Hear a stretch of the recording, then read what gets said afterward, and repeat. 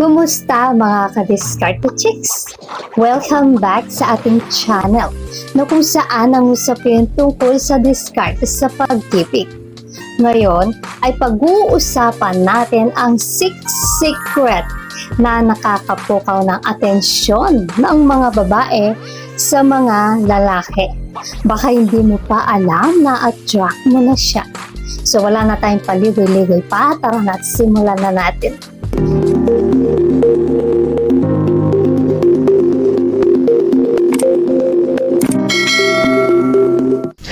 Kapag pinag-uusapan kung ano ang nakakapukaw ng atensyon ng mga babae sa mga lalaki, baka isipin mo na taas o laki ng katawan lang ang tinitingnan namin. Bagamat totoo yan sa isang bahagi, mas marami pa silang napapansin, lalo na ang maliliit na detalye na madalas hindi pinapansin ng karamihan. Ngayon, ipapakita ko sa inyo ang 6 na bagay na unang napapansin ng mga babae sa mga lalaki at paano ito mapapaganda. So, number 1, symmetry ng mukha. Ang mga lalaki na may symmetrical na mukha ay madalas mas nakikita bilang mas kaakit-akit at dominante. Bagamat lahat tayo ay may kaunting pagkakaiba sa magkabilang bahagi ng mukha, may magagawa ang mga lalaki para mapaganda ang itsura nito. Pumili ng styles na babagay sa hugis ng mukha mo. Halimbawa, mas bagay ang mahabang balbas sa mga bilog na mukha dahil nagbibigay ito ng haba. Habang mas bagay naman ang masikip na balbas sa mga angular na mukha. Maaari ka rin gumamit ng beard roller para mas maging makapal ang balbas na magbibigay sa iyo ng mas malaking control sa anyo ng mukha mo. So number 2, laki ng iyong leeg. Yes, mga ka-Diskarte Chicks, isa ito sa mga titignan o nakakapukaw ng mata ng mga babae, ang leeg. Isa sa unang napapansin ng mga babae sa physical na aspeto ay ang leeg mo. Oo, leeg. Ayon sa isang survey, mas gusto ng mga babae ang athletic na leeg. Para mapaganda ang itsura ng leeg mo, subukan itong simpleng exercise.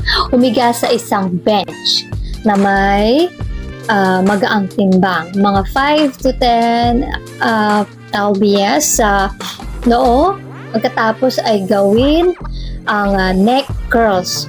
Targetin ang 3 set na mga 20 repetitions araw-araw.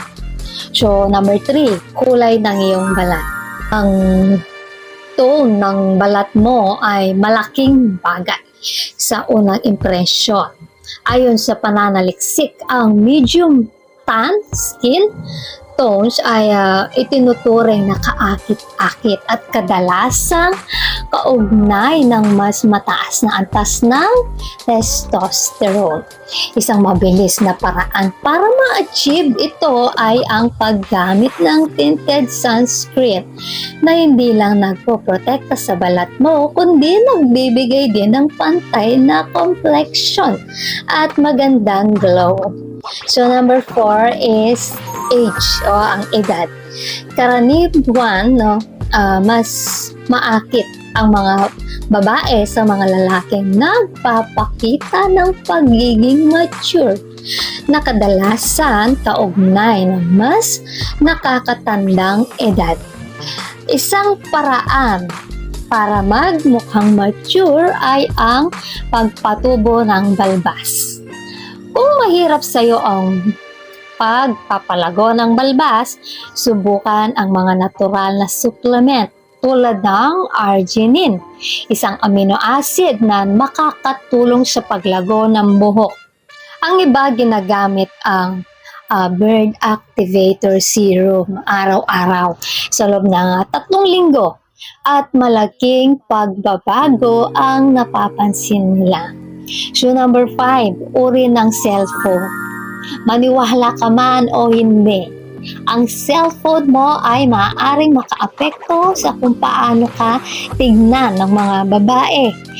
Ayon sa isang survey, higit sa 60% ng mga babae ay umamin na hinuhusgahan nila ang mga lalaki base sa kondisyon at modelo ng cellphone nila.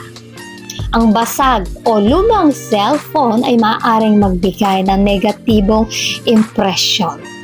Para maiwasan ito, panatilihing maayos ang cellphone mo at bumili ng refurbished model, mas murang option na bibigay ng parehong epekto or gamit. Number 6, mga babae sa paligid mo. Mas nagmumukha kang kaakit-akit kapag may mga babae sa paligid mo. Ito ay tinatawag na mate choice. Kaping, kung pupunta ka sa isang social event at gusto mong mag-iwan ng magandang impresyon, isama ang mga kaibigang babae, pinsan o kahit kapatid mong babae. Ang presensya nila ay nagpapahiwatig sa ibang mga babae na ikaw ay isang kalidad na lalaki na maaasahan at kaakit-akit. Sa pag-aalaga sa mga detaling ito, tatatak ka sa isip ng mga babae. Tandaan, ang susi ay nasa mga bagay na kadalasang hindi napapansin ng karamihan. Patuloy na pagbutihin ang sarili at mas gaganda ang iyong impression mo. So ayan mga ka-Diskarte Chicks, ang 6 na secret na nakakapukaw ng atensyon sa mga babae. Kung nagustuhan mo ang video na ito, ay huwag kalimutang mag-like, share, and subscribe para sa iba pang useful na content. Maraming salamat sa panonood. Hanggang sa susunod na video, ingat kayo palagi. Let's spread love.